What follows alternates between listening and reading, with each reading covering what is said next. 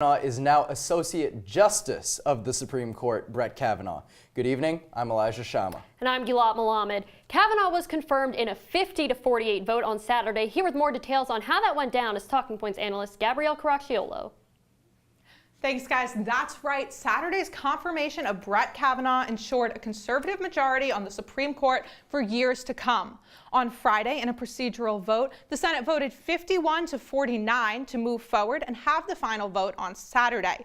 His confirmation came down to crucial swing votes. Senator Susan Collins and Jeff Flake ultimately decided to vote yes on Kavanaugh, along with Democratic Senator Joe Manchin.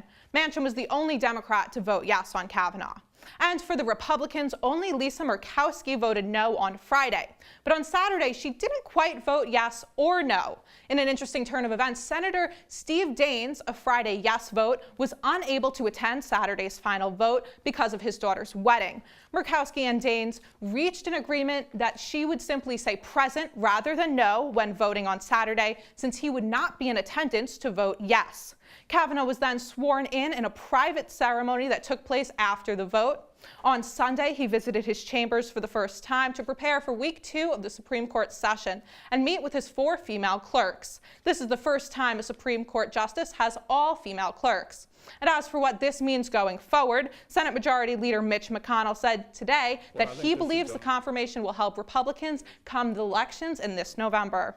Shot that we had not been able to figure out how to achieve in any other way. So we see that movement. This is going to be very helpful to us next month. So we just heard Mitch McConnell talking about how this is going to affect the midterms.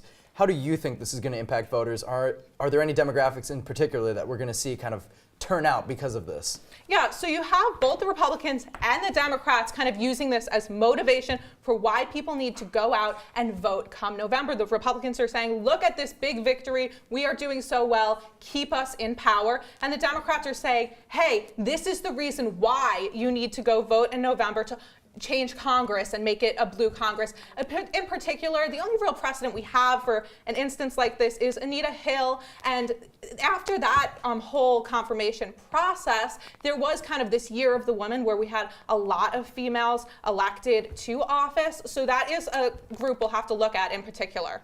Now, looking more specifically at the states where these Senate swing voters come from, how are their votes going to impact, their re-elections? Yeah, so you had these 4 key swing votes. Jeff Flake, it's really a non-issue because he's not running for re-election, so he was free to vote his conscience the whole time. Then you have Joe Manchin from West Virginia. He's a Democrat, and Senator Mitch McConnell said this morning that it's great he voted with the Republicans, but the GOP is still going to be having, a tough race there, and they want to win that seat because the Republicans want to gain seats, not just hold on to their majority. And then for Collins and Murkowski, again, it's still going to be a tight race, and both of them are going to use their yes and no vote to say, this is why you should vote for me. They're both more centrist candidates.